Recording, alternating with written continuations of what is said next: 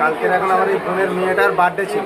হ্যাঁ বার্থডে, হ্যাঁ বোনের মেয়েটার বার্থডে ছিল, তেজের বাড়িতে যাচ্ছিল, হ্যাঁ তখন 4:30 বাজে। হ্যাঁ 4:30 যাওয়ার পথে ওই ছেলেগুলো কোনো রকমের, এর মেয়েরা একই সাইজের মেয়ে, 11 বছর করে বয়স, একসঙ্গে ঘোরাফেরা করে, তা বার্থডেতে নেমন্তন্ন করার জন্য যাচ্ছিল।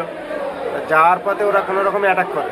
অ্যাটাক বলতে কোনো রকম গায়ে মাথায় হাত বুলে বোঝায়, কী ওর ওপর আগে থেকে টার্গেট ছিল সেটা তো আমি জানি না। তো যাই হোক, আমরা তারপর থেকে কিন্তু সন্ধ্যে 6টার পরে আর খুঁজে পাচ্ছিলাম না। তখন খোঁজ করতে করতে দেখতে পাচ্ছি 7টা বেজে যাচ্ছে, 8টা বেজে যাচ্ছে, আর খুঁজে পাচ্ছি না।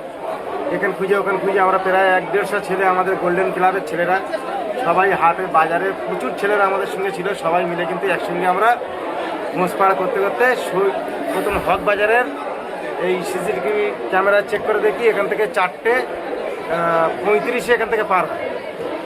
তার পরবর্তী 4:42 পাঠ ভবন স্কুলের সিসি ক্যামেরায় আমরা পাই। আচ্ছা, যখন পাওয়া গেল তখন কিন্তু দেখতে পাচ্ছি গুলি বলে ওই ছেলেটা এখন লাল গেঞ্জি গায়ে আছে, ক্যাপ টুপি পরে আছে, ও কিন্তু ওর সঙ্গে কথা বলতে বলতে আসছে।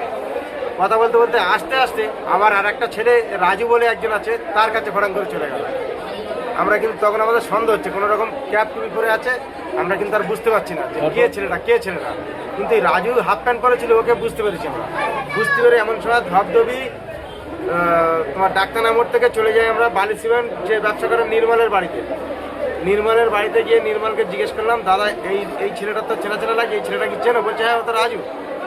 তাই বলছি ওই ছেলেটা কি যোগাযোগ করা যাবে? তখন রাত 3:30 বাজে, তখন আমরা যাই ওই ধবধবি ডাক্তারনা মোড়ে। নির্মল এখন ওর সঙ্গে আমাদের যোগাযোগ করে দিলে রাজুর সঙ্গে কথা বললাম। রাজু বললে হ্যাঁ, ও তো বুলি, কাঁতিপাড়ায় বাড়ি, ও পাতে এসে আমার সঙ্গে কথা বলছে। এবার আমরা মেয়েটার সঙ্গে অনেকক্ষণ ধরে কথা বলে যাচ্ছে, হেঁটে যাচ্ছে, পরিষ্কার ফুটেজ আছে। আমরা সেইখানটা সন্দেহ করে গুলির বাড়ি রাত 4টের সময় কিন্তু আমরা ক্যাম্পে থেকে পুলিশ নিয়ে যাই। যাওয়ার পরে গুলির বউকে জিজ্ঞেস করলাম, মাকে জিজ্ঞেস বললে ঘরে নেই। এবার আমরা অনেক 100 মতন ছেড়ে গেছি, ঘরে নেই, আশপাশে চারদিকে খুঁজছি। তা ফুটকারের আওয়াজ হওয়ার পরে আমরা কিন্তু ঘরে পুলিশ জোর করে ঢুকেছে। ওই জায়গাটা পুলিশ প্রচুর হেল্প করেছে। জোর করে ঢোকার পরে দেখছে ঘরের এক কোণে চুপচাপ ঢুকে আছে। ভালো, ওই জায়গাতে আমরা আনলাম, সবাই টেনে হেঁড়ে আনার পরে পুলিশ আমার গাড়ি আছে, পিছনে আছে, আর আমার মাঝখানে আছে। আমার বলছে দেখো, আমি তোমাদের কেস এক্ষুনি সলভ করে দেবো, আমার কেউ মেরুন। তা আমরা কী করবি? বলছে মেয়েটা আছে আমাদের কাছে, তোমরা মেয়েটার খোঁজে এসছো, আমি বুঝতে পারছি, আমার মারধর করুনি, আমি এক্ষুনি বার করে দিচ্ছি। তোর সঙ্গে কে আছে? কবির আছে, দিবাকর আছে, আনন্দ আছে, ব্যাংকের পিছনে যে আনন্দ, আর কবির, দিবাকর আছে, 4 জনের নাম করে। তাই এইবার 4 জনের নাম করার পরে আর কে আছে? সূর্যগুলি ঘাটে সহকাতের 4 দোকানের পাশে হচ্ছে তোমার বাপির ছেলে রাজা আছে। এই 5-6 জন আছে, সব কজনা তুললাম। তোলার পর দিবাকর, কবিরকে আমরা খুঁজে পাইনি। না পাওয়ার কারণে এবার খুব মারধর করার কারণে এবার একটা বলছে।